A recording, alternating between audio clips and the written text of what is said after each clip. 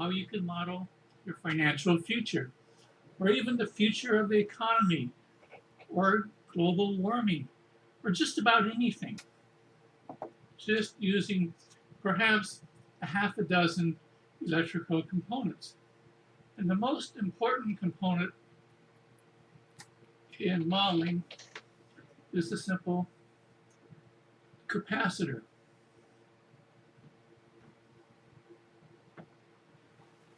Now recall that a capacitor stores charge, and the capacitor stores coulombs. Coulomb is just a unit of charge, like dollars is a unit of money.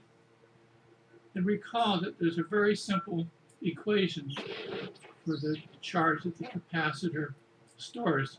Q equals the capacitance in farads times the voltage.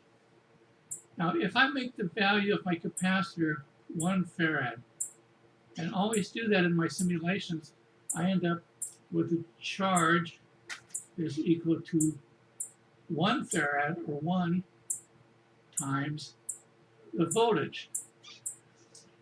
So I can know how much charge is on this capacitor just by measuring the voltage at this terminal here. So think of this capacitor as like a tub. Let's say that there's a tub that can hold water. And let's say that we'll use an analogy. For example, if I put in 1 gallon of water, we'll say that that is equivalent to 1 coulomb of charge. And that produces a voltage on my capacitor of 1 volt. Now, if I add another gallon of water, or in this case, coulomb, add 1 more coulomb, and my capacitor now has 2 volts, since it's a 1 farad capacitor. Charge is equal to capacitance times voltage. So it's always a one-to-one relationship. So I add another coulomb, or gallon of water, and I measure the height in the tub, or voltage on the capacitor, of 3 volts. So the important thing about the capacitor, it's a memory device. It remembers how much water is in this tub, or how much charge is on the capacitor. So it can retain a history. And so if I remove water from this tub, it's equivalent to removing charge from the capacitor. So let's pretend. Let's pretend that 1 coulomb is equivalent to, say, $1,000.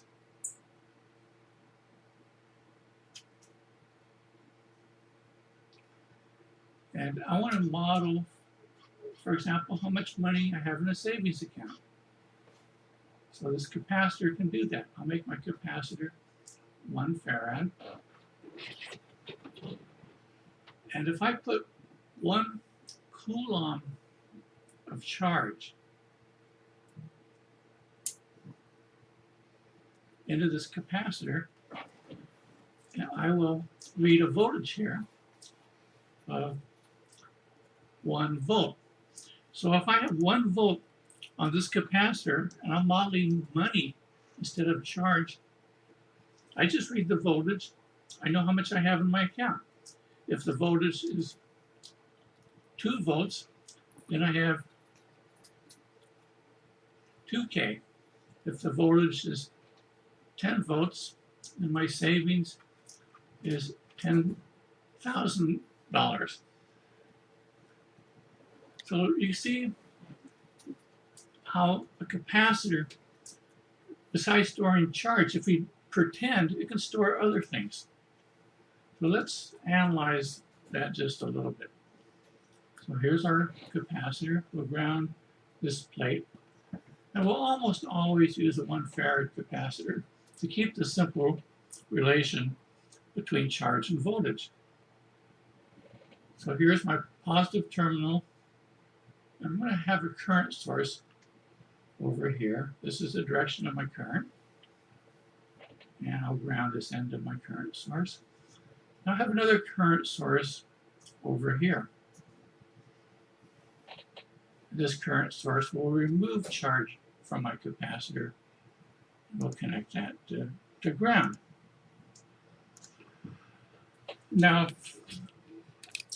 what I can do, if I want to model, for example, my savings account. So the voltage at this terminal of the capacitor will tell me how much savings I have.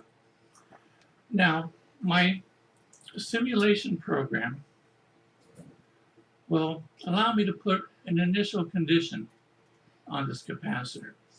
So if I have initially $10,000 in my savings account, I could put 10 volts initial condition.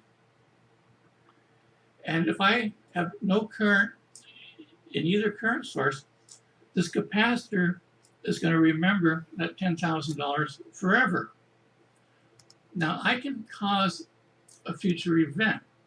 I can turn on this current at some time in the future, and I can save money, or I can put charge on the capacitor. And I can also remove money from this account. I can program a future event, and I can remove charge from this capacitor, or in this case, money from my savings account. So the neat thing is that I can do all this modeling on the computer using the SPICE simulator program. And there's no soldering. I don't have to buy any components. And the SPICE simulator is free.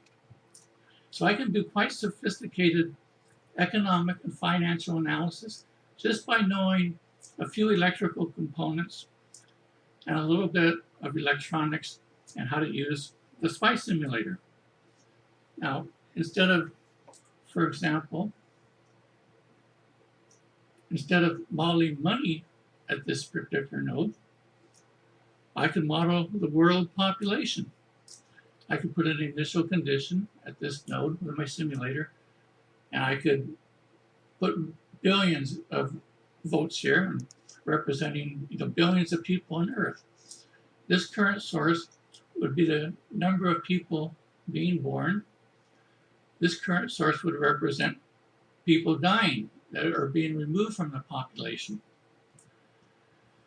Now I could also, if I were the owner of a factory that produced toasters, I could model my inventory of toasters at this node.